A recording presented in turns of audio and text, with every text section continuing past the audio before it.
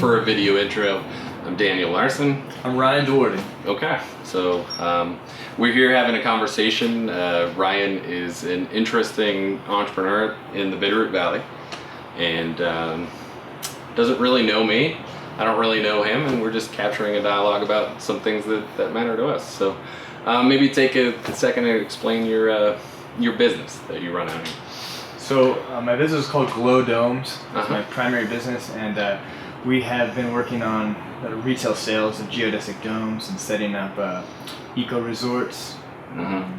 We are in the transition from having our stuff manufactured over in China to having it manufactured here in the Bitterroot, and so we are in the process of swapping over and figuring out the riddle to manufacturing here in the United States the highest grade possible product. Okay, so you were able to find production assets in the Bitterroot that would be able to produce these. Have you seen any support from state and local resources, or have you reached out to them? Not yet, but I definitely have that on my radar, and I think that's wonderful. My software development company got a loan from the Rural Business Development Grant. Okay. RBDG, they call it, 2 years ago, and that definitely helped spur my software development company and help us get to the point where we could actually start this company off. Okay, so you had some success in software development, and then you decided to go into domes. So explain your passion for domes for a second. Yeah, so this shape is incredibly strong, and it's really good for in Montana and for in Alaska, for places where you get 3+ feet of snow, and it's really cold. Like right now, I think it's probably about 19 degrees outside. We're sitting in here at like 68 degrees. Yeah, it's kind of an interesting weather pattern that we're having today, but it's a beautiful setup that you have with the snow coming down. It's very warm. And then the other businesses that I have that are sparking because of this Glo Domes are an HVAC business where we're selling Daikin air-conditioned heaters for people who buy domes. And then everybody who's buying a dome wants also to have power in their dome. So we're manufacturing these lithium-ion batteries, like the battery you have in your phone or your laptop, real light, like 30 or 40 pounds, and holds enough electricity for a good long time and can charge off the sun. And so if Glo Domes is able to survive and thrive, then also our HVAC, our solar power company get to grow with them. So I've followed a company out of Ashland, Oregon. Are you familiar with the dome manufacturer out there?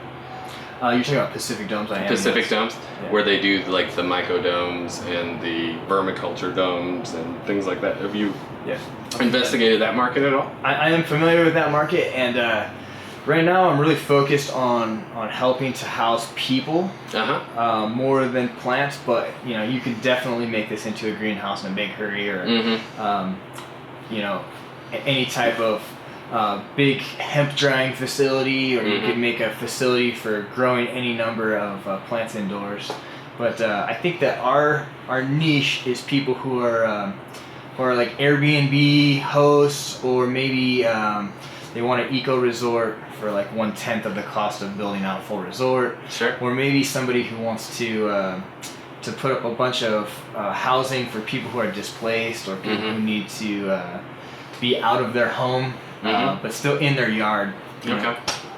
Yeah, so I think we talked about this a little bit. So I had a similar business that I was trying to get started, but I wanted to start with small structures that people could actually expand as their life got bigger. So essentially to allow them to live their life in reverse and not be like debt slaves to their mortgage and stuff like that.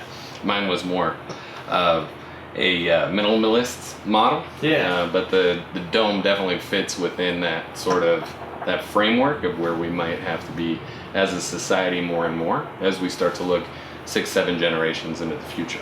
That's right. So there's a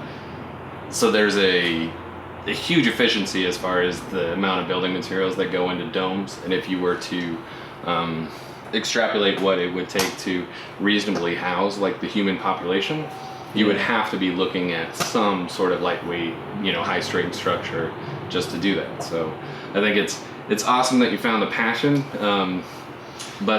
So we're here amid the COVID-19 or the coronavirus scare. And you were mentioning a little bit to me that your supply chain is being disrupted. Oh yeah, it's wicked bad. It's a situation where we have different materials that come from different places overseas, and they were ordered and supposed to be here months ago. And then we have other people who are waiting to stitch them together and waiting to and so everybody, the whole supply chain all the way down is impacted right now, and it's forced us to figure out the riddle of how can we do this in-house so we don't have to lean on China anymore. Maybe instead we could be, like Montana's allowed to be self-sufficient. And maybe we can even do it on the cheap, and maybe we can make it incredibly profitable. Maybe we can make some $20 an hour jobs here for manufacturing. Sure. And it looks like it's all going to just be a win-win if we don't drown in the... So your Bitterroot Valley production facility, the one that you want to move into, are they able to get steel domestically? Yes. Okay. And they're able to manufacture that steel into these members, these structural members, and they can do it in short order. And they're a contract manufacturing company that has taken on several of these things that took 2-3 weeks to get delivered, and they turned it into 2-3 days. Yeah. And I'm positive that within a certain budget of setup, we could get it down to where we have, a week or a 2-week delay after someone orders these. Sure. So if, let's say the government were to order 400 of these to help people to for some type of emergency.